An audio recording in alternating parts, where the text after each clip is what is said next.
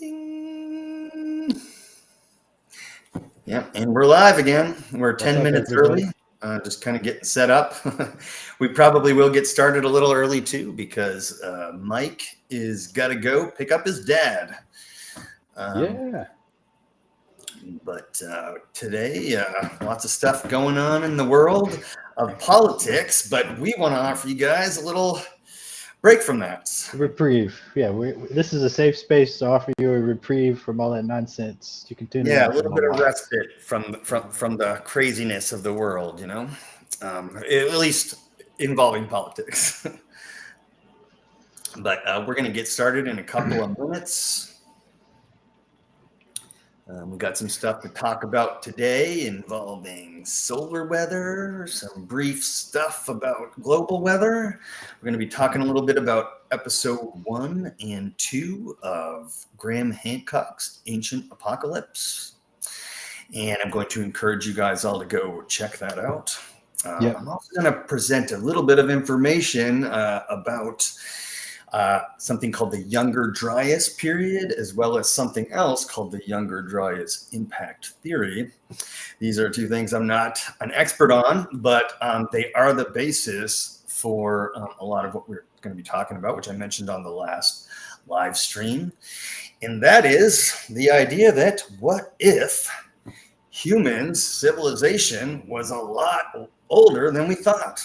What if it started way before 3,500 years ago? What if 3,500 years ago we were all, resetting civilization after a global cataclysm?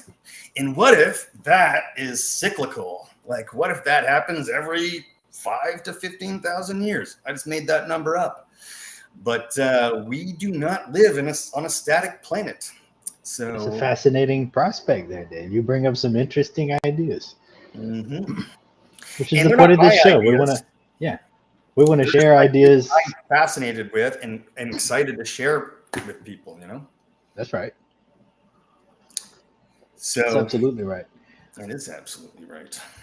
9 minutes till the hour. I wonder if there's anyone on the chat yet. I'm going to pull it up. Let's check how our volume levels are. Anyone in the chat? Does it say? Would it list people? Let's just remember that. Remember, you tweaked my microphone up just a tad in the stream. Other than that, know us. I think that's okay though, because I talk louder than you naturally. Yep. And if someone else notices it's out of whack, maybe they'll say so.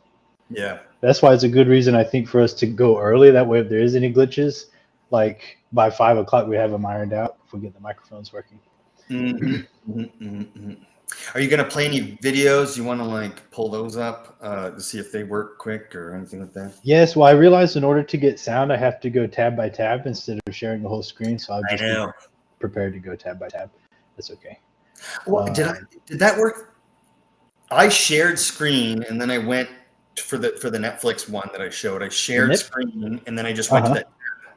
Maybe I have to just enable it because I heard the whole audio from that. You're right. Huh. Window. Who knows? We'll make it work.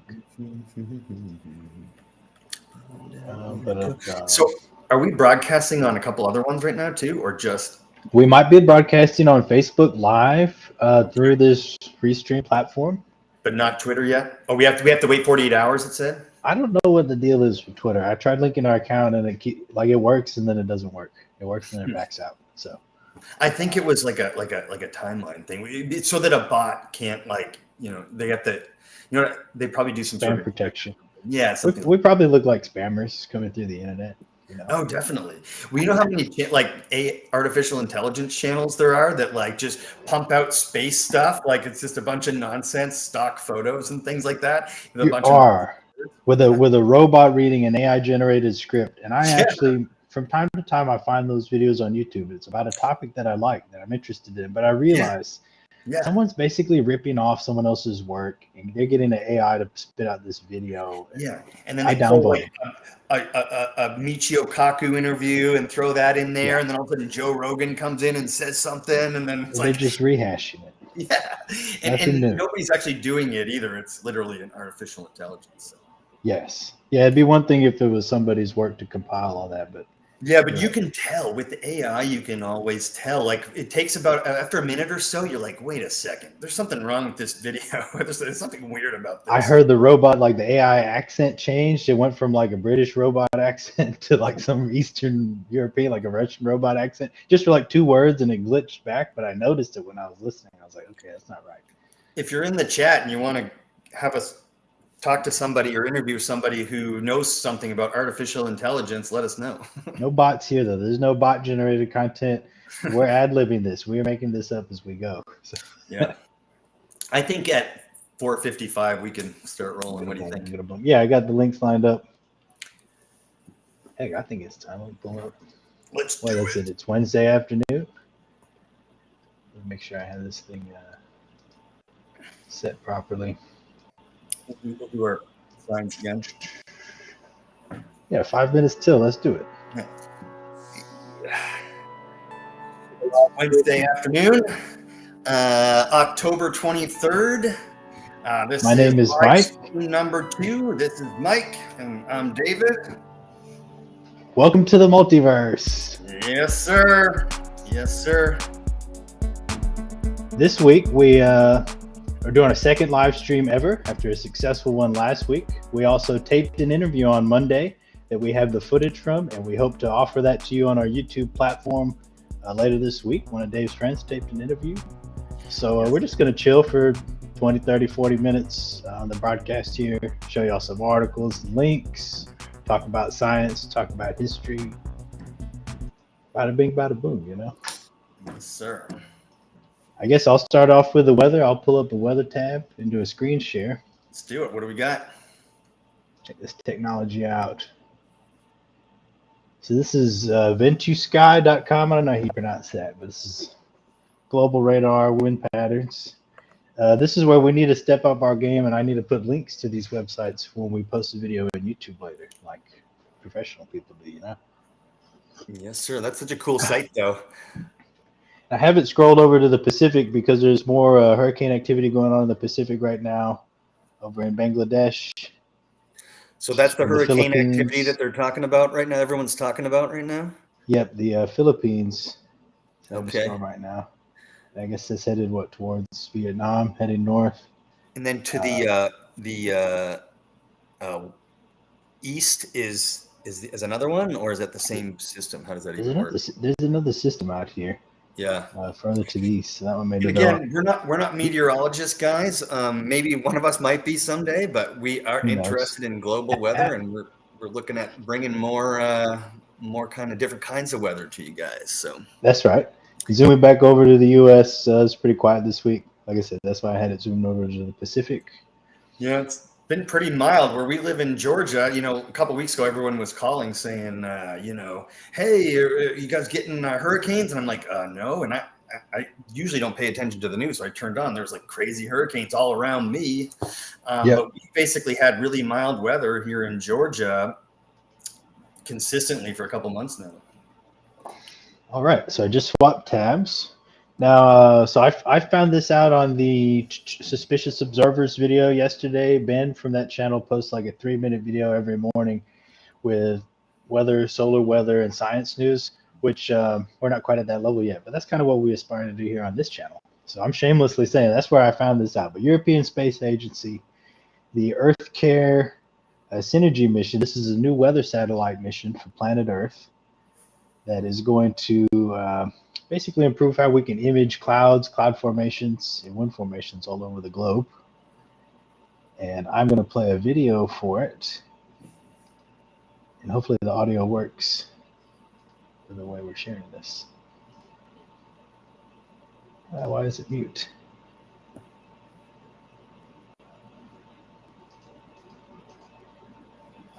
I thought I would be able to share audio with you guys. Sorry. Well, we're working out kinks and stuff, so no worries.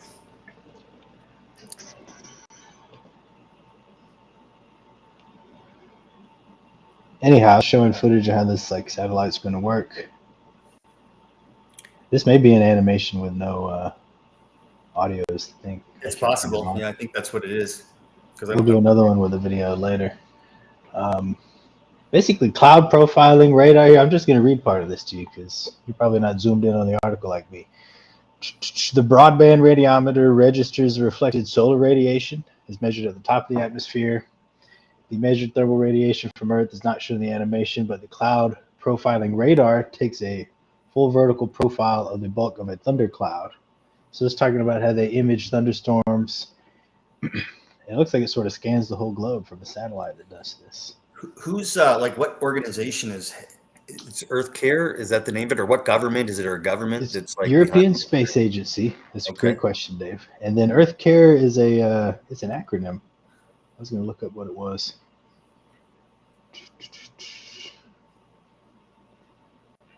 I'm only halfway prepared for this. Anyhow, this is a cool blurb I wanted to share with y'all. New weather radar, or Nice. new weather satellite for cloud imaging. Nice. All right, let's swap to the next tab. Just going through tabs. I hope to be able to. So one of the things me and Dave realized when we decided to start a show is we almost don't have enough time to like trawl through all the stuff that we're interested in. Mhm. And I'm not saying you got any homework if you're listening to this, but we hope you get you engaged in the audience. And if you're interested, read up on this stuff and share back with us. Yeah, we'll be listening. Anything that we talk about, the links in the like we'll be sharing them in YouTube as well as like across the other platforms as well. Yep. Let's go solar. Let's look at the sun. Solarham.com. Yeah. So the suspicious observer guy did say something about some solar activity yesterday. A couple solar flares, right? Mm-hmm. So I'm gonna just chit chat for those that are listening because I'm learning all this stuff too as I'm starting to pay closer attention. The sun is spinning around as well, obviously, not necessarily in sync with the Earth. So we're facing different sides of the sun at all times. Sunspots, they're in some places and not. For the last few days, the sunspots have been facing away from the Earth. So when these things go, no big deal. Right now, you can see in this solar disk, visible solar disk, they're now reappearing, which means for a few days they'll be in the Earth-facing direction. So watch out for solar flares, coronal ejections, that type of thing. Yeah, and I just wanted to touch on that. Why do we care? Why should we care? Right? Occasionally, there's what an aurora borealis, the northern lights that we get to see. You know, closer south than it's normal. Right? That's cool. Right? But it's solar flares. That's what the aurora borealis is essentially. Yeah. But what people don't realize is that it happens all the time, and it happens fairly regularly. That larger solar flares are directed towards Earth, and occasionally, on a cosmic scale, it can happen fairly regularly. Most recently, there was one called the Tunguska event in Russia that. That's right. Oh, sorry, that's a different thing. My bad. You're right. That was different. But either way, so there's been some solar flares that have been recorded in recent history, last couple hundred years, that have totally like messed up everything and like totally scared the crap out of all the humans on Earth and stuff like that. And they have Carrington event. Yeah, the Carrington event. You were remembering the Carrington event. Yeah. Yeah. You want to talk about the Carrington event? Yeah, but look that up. I'll swap. I had a tab, but we're doing it live. So Carrington event. Look at this. You're on Carrington. I see it. You already pulled it up. Oh no, you didn't. Yeah, you're good. I was trying to remember the year, 1859. They say if this had happened today with all the satellite technology and global positioning systems, cell phone towers, that it would be pretty serious business for us. So. Yeah, basically modern society would shut down, and they have no idea how they would, or how long that would last, or how they would fix it. Your Wall Street would be down, your banks would be down, the internet would be down, your navigation would be down. Sounds like a holiday. Let's get some food in the pantry and take a vacation, It does kind of. But with that being said, we are having this increase in solar activity that everyone's seeing. You guys are seeing it on social media, right? And it's like, oh, so beautiful. Everyone's posting pictures of solar flares. I just want you guys to know what that means, And occasionally a really gnarly one gets directed at us and we get roasted. And so that kind of I'm going to keep talking about that as once Mike finishes and my topic moving forward. But I just wanted to point that out. Oh, Why yeah. do we care about solar flares, right? Why do we care about global weather? Can the weather destroy a civilization? I don't know, but I like to think it can. That's you're absolutely right. And here's I was going to pull up an article on a new coronagraph, but first I wanted to pull up what is a coronagraph. So a coronagraph, telescopic attachment that blocks out light from a star like the sun, so that you can resolve images all around that. So a coronagraph is what we use to get these type of images from the sun, and that's what they use to capture solar flares and coronal mass ejections and stuff. And I wanted to touch on that because there is a brand new one that NOAA just released imagery from the world's first operational space-based coronagraph. The compact coronagraph R1 aboard the GOES-19 satellite. I got a contact in NASA. I need to get him on the show and get him watching. Cool. That would be Maybe he amazing. knows about some of this stuff. Yeah. He seems to indicate to me that he spends a lot of time in meetings. It's kind of like, I don't know, bureaucratic, but I don't know. Maybe we'll bring him on for an inside scoop on NASA one day. So it's less interesting than it sounds. Yeah, I thought it would be super exciting, but he made it. It sounded like a job, you know. It's a job, I guess. Okay, so new coronagraph, which means NOAA, we're getting better images of the sun, watching the sun more closely. I think that's what I had as far as sharing stuff for now. I was thinking about that schist disk, but we can save that for later. That's a little more history and a little less weather related. Yeah. All right, it's 5:05. We started streaming a little bit before the hour, and I wonder if we picked up any listeners. Any people in the chat? I don't see anybody, but According that's to okay. YouTube analytics, we're up to 3. Thank all 3 of you. We appreciate Nice. that. Thank you. One of them's probably my mom for sure. Hi, Mom. Mine too. Hi, Mom. Yeah. And the third one might be my TV in the living room. How about that? So I did want to. That's a good. The weather and the segue into the weather from the weather to what I want to talk about, ancient history. You know, what does that have to do with what is the weather and what is solar flares and things like that have to do with ancient history? Hey, you remember that thing we talked about, Dave? I might have to disappear for 5 or 10. You think you Yes, if that's your dad, yep. So, FYI, Mike, and this is perfect timing. BRB. Yeah. I gotta go solo for about 10 minutes. Mike has to go pick up his dad, who just arrived at the bus station in Columbus, Georgia, and he's visiting him for the week. So it's just gonna be me. I'm nervous, but let's do this. All right. So why do we care about the weather? And why do we care about solar mass ejections? Why do we care? And what does that have to do with ancient history? Well, what if I were to tell you that the history of ancient civilization and human civilization goes back way further than we were taught in school? Generally, what we typically learn in school is history, civilization, human history kind of starts around 6,000 BC, Mesopotamia. Eventually, we get the big civilizations that start there, like the Egyptians around 3,500 BC. And then that's the beginning of our timeline. And it's singular and it's one direction, and that's it. However, that's not a scientific fact. There's no it's a theory that's supported by evidence, but it's not 100% true. And I just want to give an example of how humans conceptualize the past. Okay. So, it's hard for me to even remember what I had for lunch last week. Yet sometimes I can recall things from being 3 and 4 years old, and it's that kind of thing that sorry, I'm actually totally having a brain fart. That's hilarious. Okay, well, at least only my mom's watching. But anyway, so I'm gonna pause this for a second and take a breather. Where was I? All right.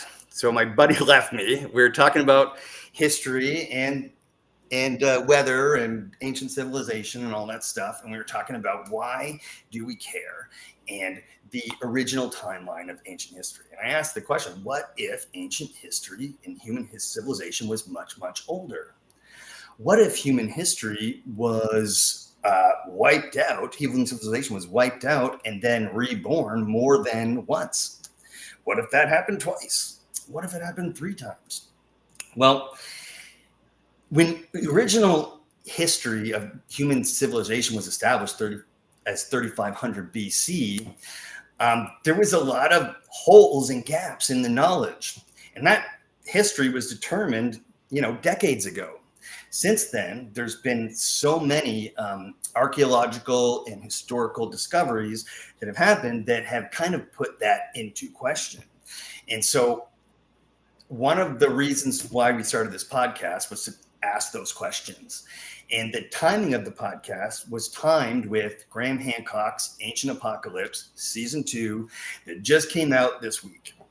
And I just watched the first 2 episodes because I really want to be very careful about how I watch it and how I talk about it on here, and how I present the information to you guys, because I'm not an expert on this stuff. I just think it's really interesting.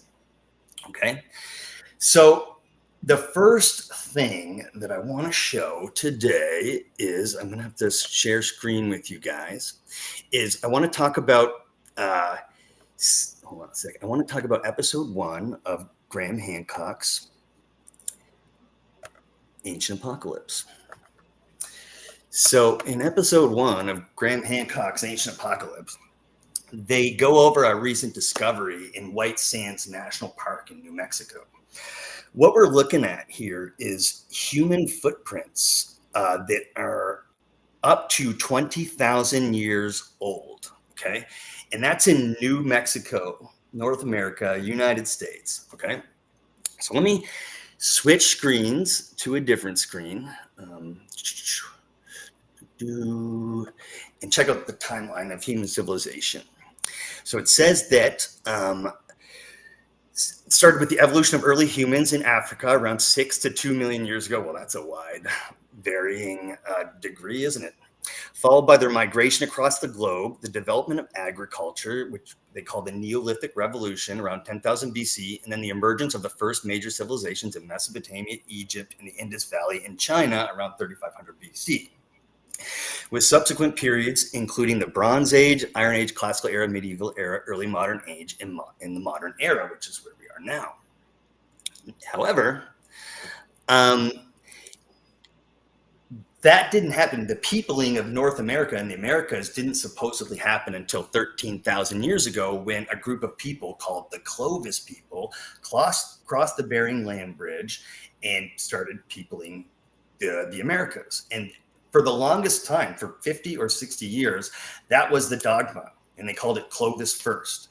And Clovis First basically meant that it was impossible that there were humans ever existed in the Americas longer than 13,000 years ago. It was only Clovis people who were first. And any archaeologist or anybody else from any other discipline who tried to have a say or try to push that timeline back, or say, hey, we have some evidence over here and have some evidence over here that humans have been in North America much longer, they would just get shut down. They'd get character assassinated. Their careers would get crushed. And this happened to a couple different professionals. However, let's see. So yeah, it's the peopling of North America. However, in the first episode of Graham Hancock's Ancient Apocalypse, and sorry guys, I'm flipping through a bunch of ads, they start showing things like this. Let's share this screen here. Stop screen sharing and then start screen sharing again. Okay. So in the Amazon rainforest, as they've been horrifically pulling back the layers of trees to make bull crap that we don't need, they've been finding massive earthworks. Okay, there's one, there's another. They first started noticing them from the sky. Many of them you cannot see unless you're in a plane from the sky. And so that started the archaeological work. The problem is the Amazon rainforest is so dense that it's like almost impossible to do archaeological work there. However, thanks to new technology called LiDAR which I'm not going to bro science you guys on. They're able to send a drone and scan the Amazon floor of the rainforest.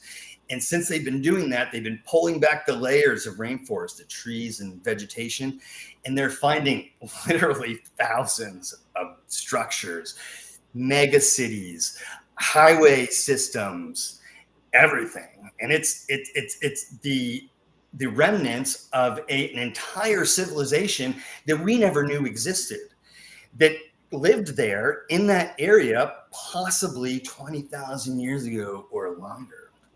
And I mean, that pushes the histories of the Americas back 15,000 years. So if you want to learn more about that particular episode, like in what I was mentioning about White Sands Beach and all these earthworks and the things that they're uncovering in the Amazon rainforest, and the epic pushing back of the peopling of the Americas in the timeline, please check out episode 1 of Graham Hancock's Ancient Apocalypse. Okay, he's going to explain this a lot better than me. And and Mike's back. That's good. How's Dad? Welcome back. He's doing good. He's tuned in live now over in the living room. I know there's a few seconds to do. All right. Well, I'm going to get into the next. I'm going to get into episode 2. I did talk about episode 1. Episode 1. I wanted to ask you your opinion. What did you think about the earthworks they showed, the White Sands footprints pushing the human history back 15,000 years, at least in the Americas? That's what right. Do you think about that?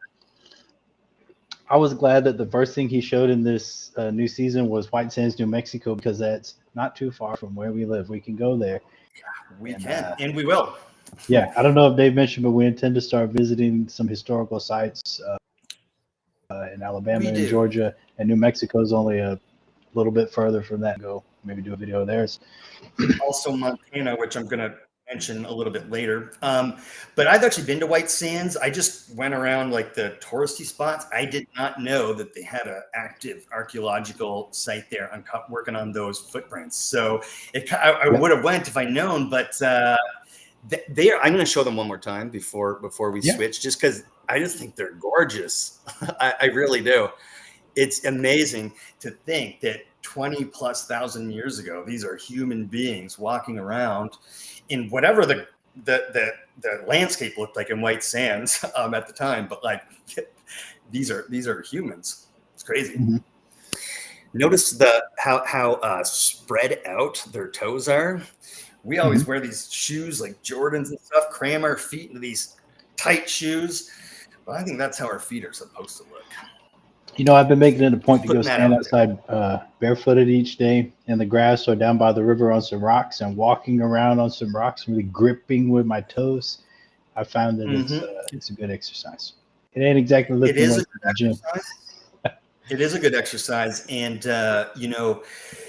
that's what I've been teaching myself how to do since I injured my foot, is like, working on standing and being barefoot so I can have a stronger foot. And I'm just looking at those feet and I'm thinking those hunter-gatherers must have been fast as heck. And we hope to eventually maybe dabble in health and fitness topics as well. Yeah, we do hope to bring on some people. It's an interest of mine and Mike's, so we do hope to bring on some experts in that area.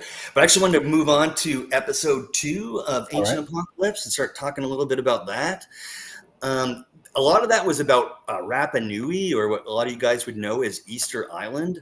I don't want to spend a whole lot of time on this because the presentation that Graham does is so much better than what I'm going to say. Mm-hmm.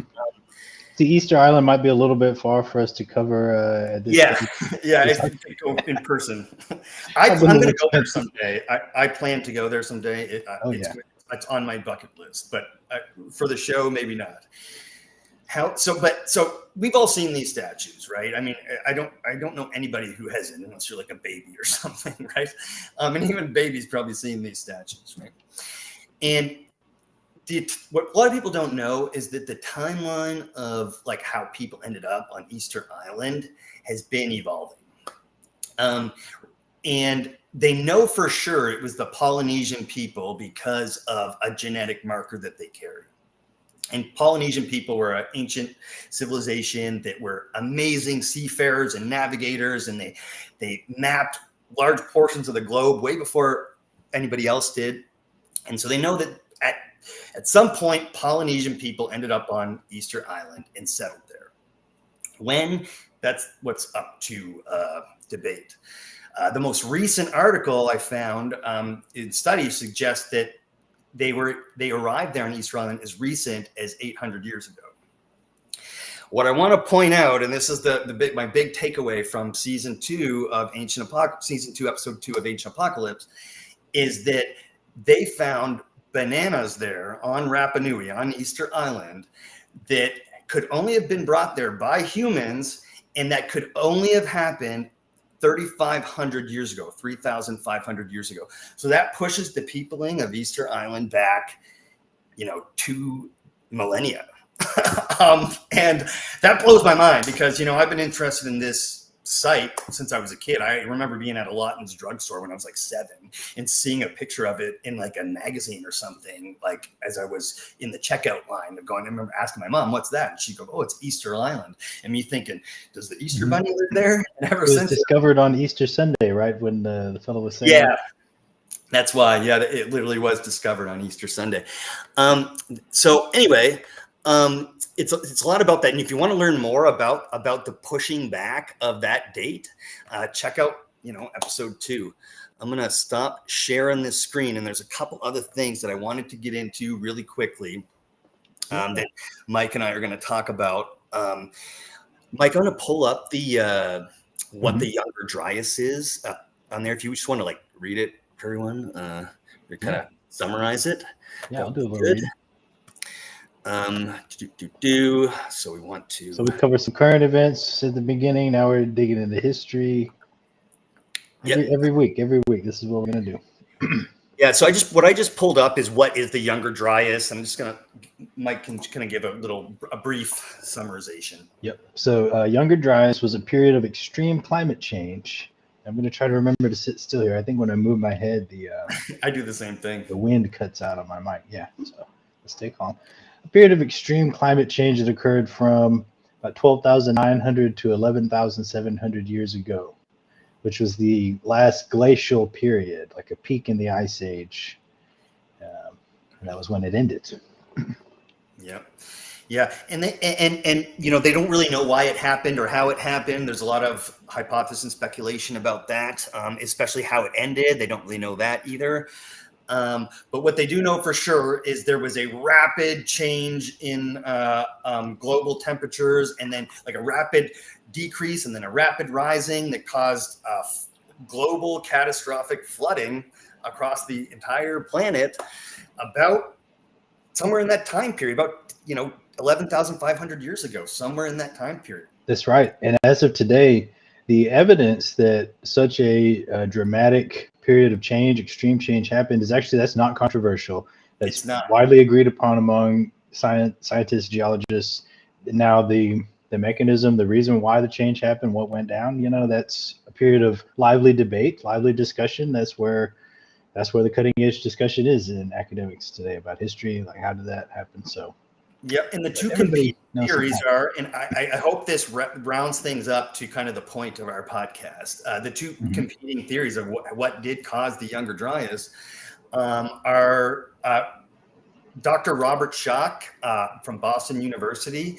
He wrote a whole book on how it may have been a coronal mass ejection. Yeah, that's why we're showing you solar weather, right? The other one is that it was from a comet impact. And there's evidence of both during that time. There is evidence of both of these things happening to the Earth at that time. There's evidence of a comet impact. It's like, I'm not going to get into the science of it. We'll bring somebody on to talk about it eventually. But there is geological evidence of both of these events. So they're kind of going back and forth on, what could have caused it, or could it have been both? You're right. It's that interpretation. The evidence is not controversial anymore, but the interpretation of the evidence is open to discussion, is open to debate. And there are people that have different ideas about how to interpret the evidence today. For sure. And so I'm going to bring up something else, which is called the younger Dryas impact theory. So it's a impact hypothesis. It's essentially what we just talked about. Okay. And it talks about the cold period, which happened 12,900 years ago. And, what it looked like, how it changed the planet, that kind of thing.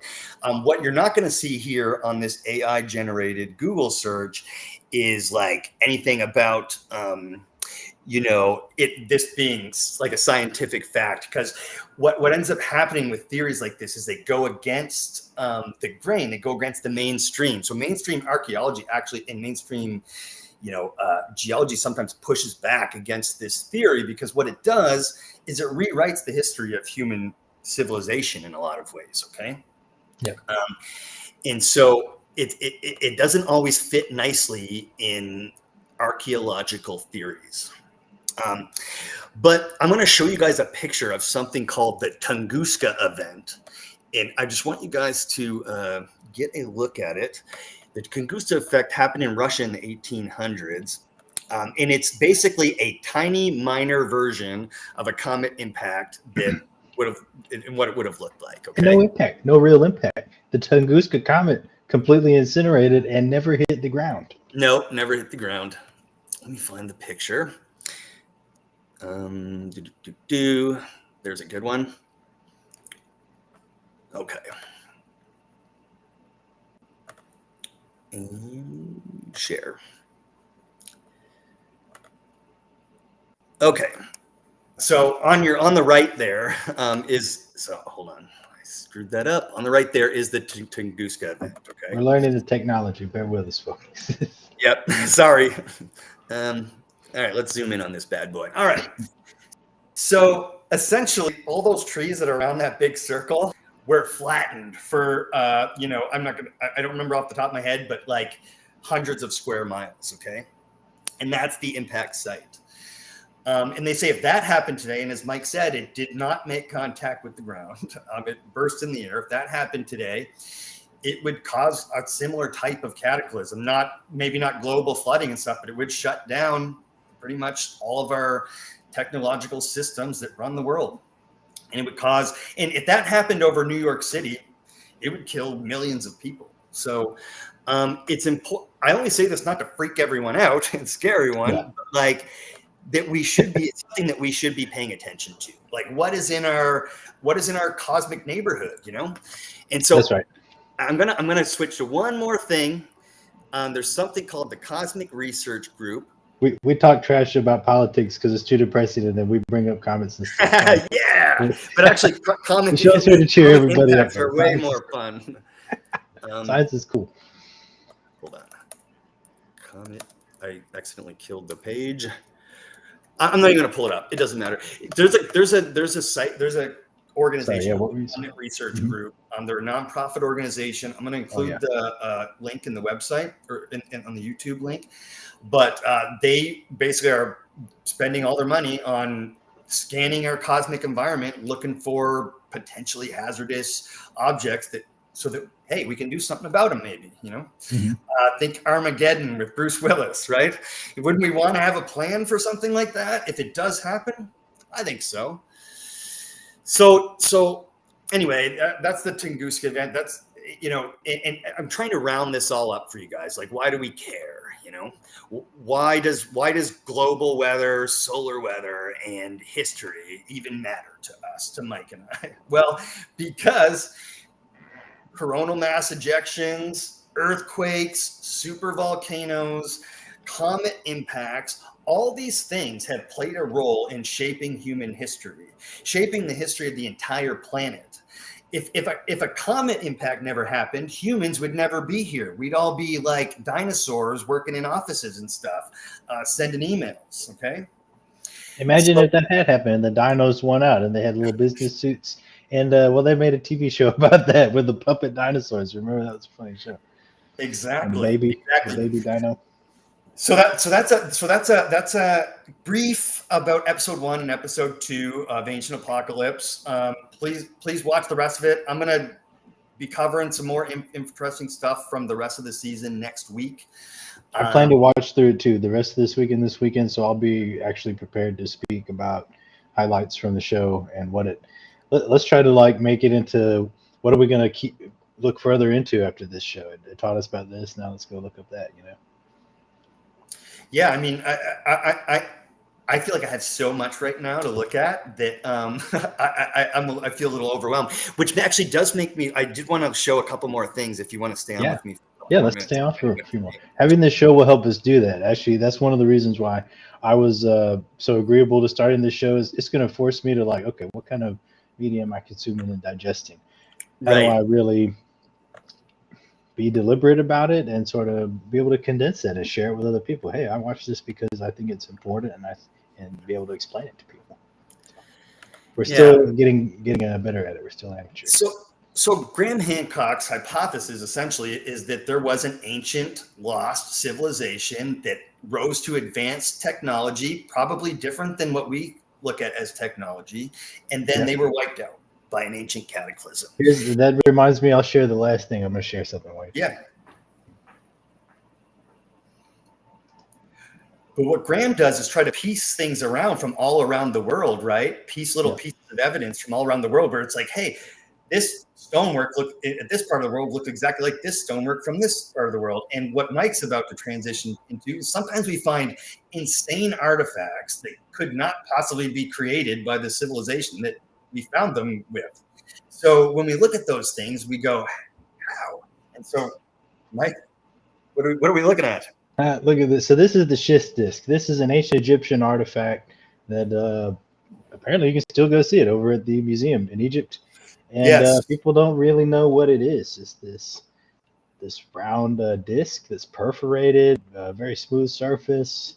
And the jury's kind of out on what the purpose was, what it was used for. It's not readily apparent. It doesn't have sort of a modern equivalent. It's certainly more than just a wheel.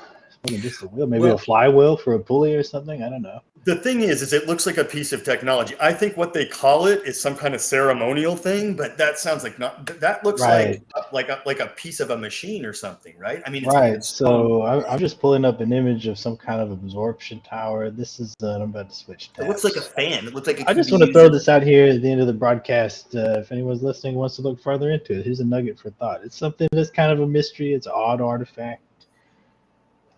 Well, it's very odd, and if you want to learn more about it, go to Uncharted X YouTube page. He does like a deep dive into this thing with an expert, and like this, a human, like a modern stone worker couldn't make that thing. Basically, these are the internals of like an industrial distillation column, the type of technology that's used to manufacture gasoline, other highly purified substances that we use today. And that's kind of what it reminded me of. It's like, okay, maybe they're doing, who knows? Maybe this is something we don't understand. We don't know what they're up to with this.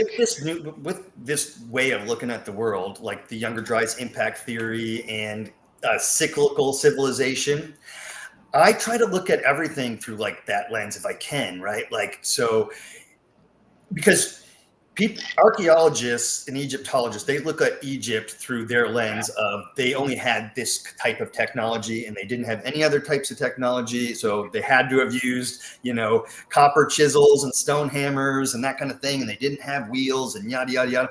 But when I look at something like that, I have to ask myself, Jamie from Bright Insight says this all the time, look and think for yourself. And you look at something like that and you go, how do you make that? You need a computer laser or something to like carve that thing. Like it's not, you can't make that going think, think, think, think, think, think, think. That's just not how it works. And I don't want to bro science it. They've broken down the dimensions of this thing and it is absolutely perfect. And the way they've whittled it down to be complete, almost paper thin, but still stone hard. It's insane. And so I'm going to share a couple other quick ones with you guys along the same vein. This is a place called Sacsayhuaman in Peru, okay?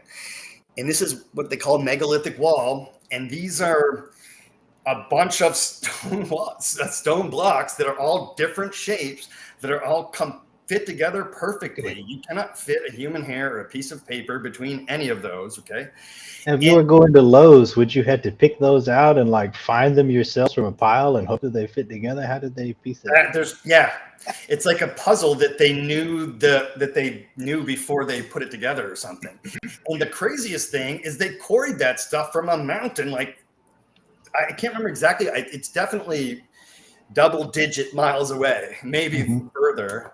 So that's interesting. But take a look at this. I'm going to stop sharing that, and I'm going to share something else.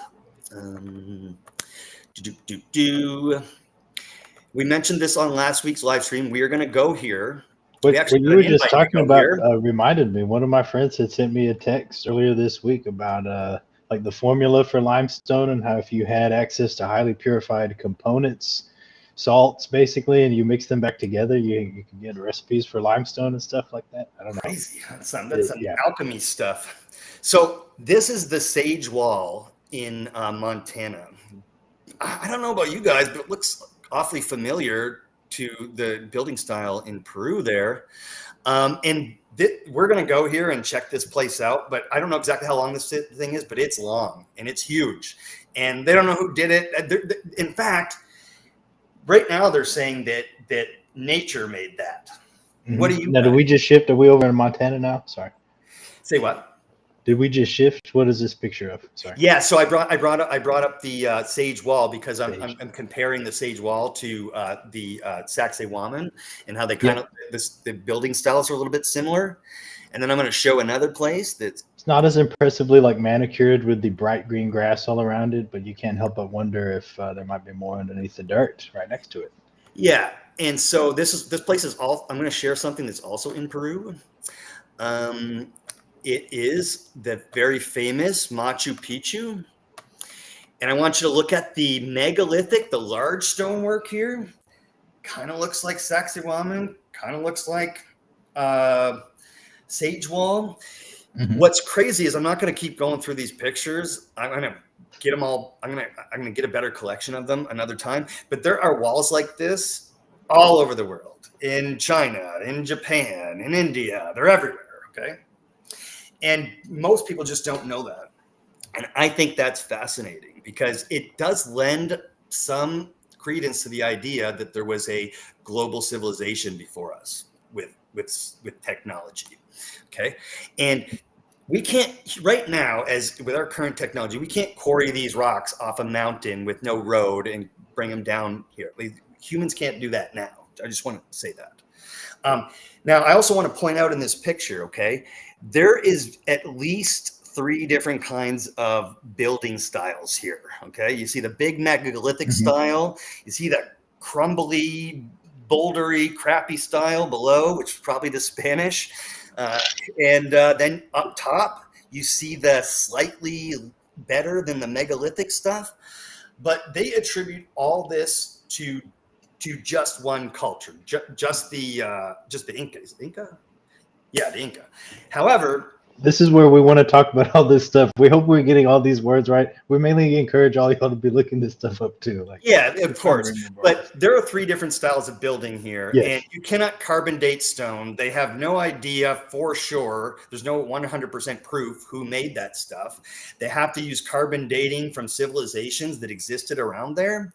And as we know, stuff keeps getting older. So I expect the human civilization timeline to just keep getting pushed back as technology advances, as more people get into this idea and get less dogmatic about the traditional ideas. And I think this is going to be this idea, Younger Dryas impact or Younger Dryas cataclysm idea, is eventually, in my opinion, going to be the story of human history. And there's going to be a lot of apologies owed, especially to Graham Hancock. That's all I got. Yeah, that's good. I think this has been a great live stream. Well, let's wind things down. Thanks to everybody that has joined in the chat, sent messages. Thanks to everybody that has subscribed. Thanks, Mom. Yes, thanks, Mom and Dad. Thank you both for watching. We have gone live on Twitter, I think, and Facebook. We're trying to get a little presence on the social media. So we might post a tweet from time to time. Instagram. We're not doing TikTok, but we end up on Rumble as well. Yeah. But yeah, that's the end of episode 2. Thank you for hanging in there with me while I had a little brain fart and had to take a deep breath while Mike left, but I feel like I recovered well. Sorry about that. Maybe we can edit that out on live stream. I don't know. But either way, I'm not that embarrassed. That was fun. And we'll post an interview soon. We plan to bring you more interviews, more live streams, more and better content. Yep, more and better content. We're planning on improving what we're doing. We're planning on dialing this in a little bit more. I know we're all over the place, but yeah, what's on the agenda for next week from Drums here? Thank you so much for asking. Thank you, DA. Thank you so much. We really appreciate that feedback. Next week, we're going to be finishing covering the rest of Ancient Apocalypse. We're also going to be uploading a taped interview with my friend Jason, who served in the Marines during the invasion of Iraq, as well as was a firefighter for 10 years and worked in nonprofit organizations serving veterans. He's a really interesting, nice, compassionate guy, so we're going to bring him on. What else? You got anything else coming up, Mike? I'll be bringing in some of my neighbors and friends as well. So stay tuned. And not next week, but stand by for our first on-site visit. We're going to be doing some visiting some mounds in Alabama and Georgia, some Native American mounds, and talking to the historians there at the sites and stuff like that, taking some pictures and stuff like that. So look forward to that content as well. We haven't planned any of it, but we intend to do it and bring it to you. Yes. All right. Let's log it off. Humans of the Multiverse. Adios.